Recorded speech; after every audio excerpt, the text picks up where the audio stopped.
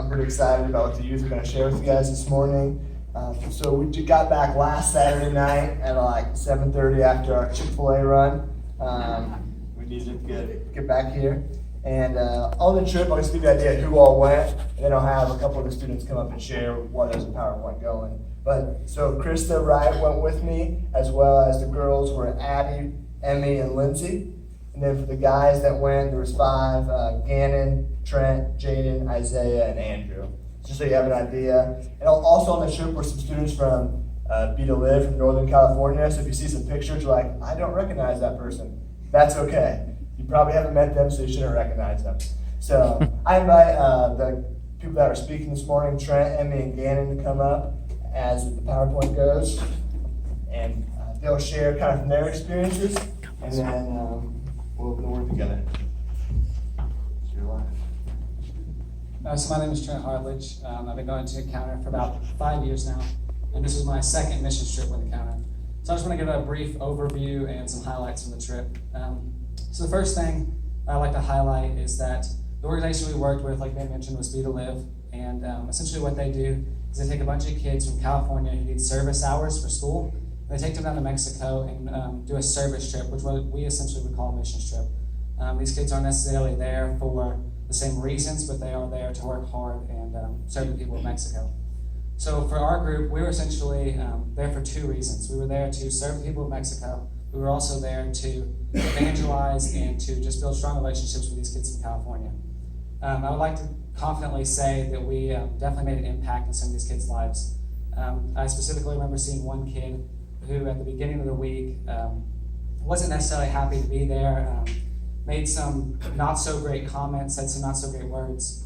But as the week went on, every night I could see the kid, before we went to bed, he would write more and more in his journal that Be to Live had given him to write how he could feel God moving and what he saw working in his heart that week. And every night he would keep us up later and later to be able to write in this journal. And so I believe that through our actions and through our words and through the Be to Live organization, and also do Bible studies, I believe that they definitely worked in the hearts of the California kids. The second thing I'd like to talk about is the work we did. We worked in several different groups. Each day we'd split up into different groups and work at different sites. We did things such as building houses, digging trenches. We cleared a field, served food to people, and one group even set up a birthday party for a lady who had just had a baby. So with all these things we did, my personal favorite was clearing the field, not necessarily because of the work, but because of the meaning behind it.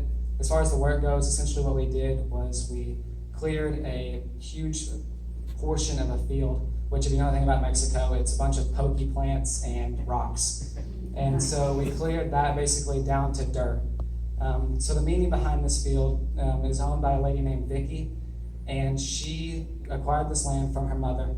And her goal for this land is to eventually clear it all the way down and turn it into a school for the kids of La Misión.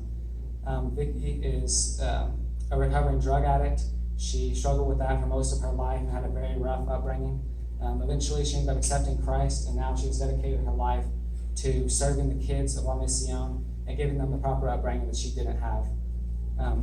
So it was a really cool experience to be one of the first groups to be on her land and to just start working, and hopefully it will turn into her dream and it'll be able to serve the kids of La Misión. And just a little tidbit, the land that she owns, she's been offered $1 million for, but she will not give up the land because of her dream to build this school. So the last thing I'd like to share is just a personal thing that I learned over the trip. 2 things mostly.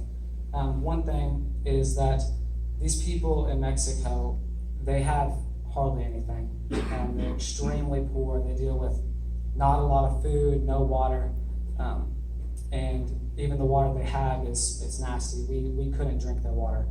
But these people have learned to be content. I believe Paul talks about it in Philippians towards the end, where he's talking about him being content with his conditions. And these people in Mexico are more content than I've ever seen anyone ever. I believe the song we just listened to, one of the lines said, the riches of your love will always be enough. Mm-hmm. And these people really showed me that this week. They know that with God's love, they have enough. They don't need fancy cars or big houses or a lot of money to be fine. They realize that God's love is enough for them.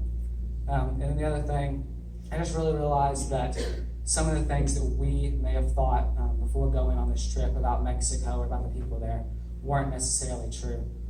There are lots of people that we met there that were just great people. They're working to serve the Lord. Even though they might not have anything, they're using the little bits that they have to serve people who have even less than them. So it just motivates me personally to use all that I've been blessed with to serve people. Serve people that have more than me or less than me, it doesn't matter.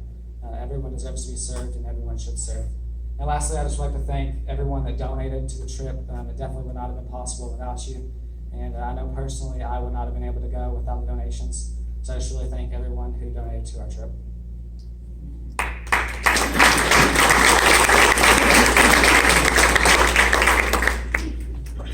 Hi. So this was my first mission trip, so I didn't know what to expect with this. Sorry. Did you guys hear the first part of that? Yeah. Okay, sorry. So I didn't know what to expect with this. So I was like, so apparently we're gonna be working really hard. I'm a weak person. I don't know. And then we're gonna be meeting new people. I'm not very social. And I don't know. So this week, in hindsight, it was really like refreshing for me because I was able to meet new people, like with support of people that I already knew. And I was able to serve, and it felt good to serve. It wasn't like, oh my gosh, I'm finally done for the day, and like my muscles hurt so much, or I'm so sore and I'm dirty, and like, yeah, we felt like that. But really thinking about it, we did something that matters every day, and it felt really good to do that. So throughout the week, we were just reminded of the importance of serving, and the orphanage that we went to really reflects that and likes to show the orphans like how to serve. So like they would send them out service projects and everything. I don't know. Sorry. So it was neat to me to see the orphanage doing that because I mean they're orphans and everybody likes to think, I guess, that they're like the victims and so pity them and everything. But they send them out and turn them into the heroes. And service is just, it provides joy, which is something that I didn't really expect. Yeah. So I guess that's really all that I wanted to say.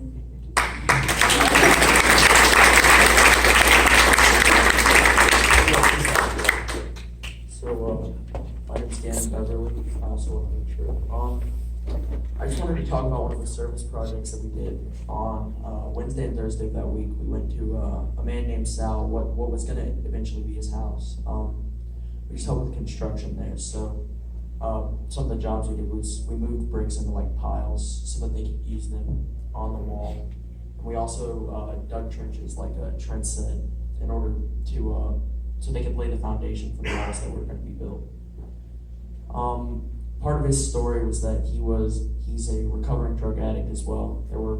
That was a part of a lot of people's stories down there, and that's just eye-opening. But he had been in and out of 17 different prisons in about 14 years of his life. He had, and one of the last times that he was in prison, when he was leaving, he did something he had vowed that he wasn't ever going to do, and that was ask other people for money to fuel his addiction. And when he did that, he asked a man, and he said something that really struck him, and it was, the man said to him, "Why are you doing this to yourself? You're a child of the king." And that was a major turning point in Sal's life, and he now is getting help from Be to Live and other groups just to help to change his life for the better.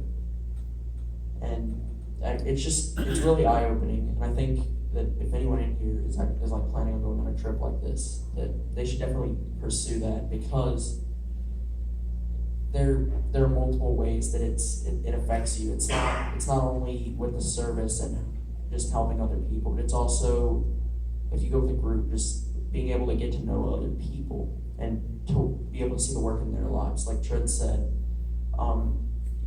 you could just really see the change, positive change in some of the people's lives that we were working in. That's about all I've got to say, so I guess I'm gonna hand the mic back over to Ben.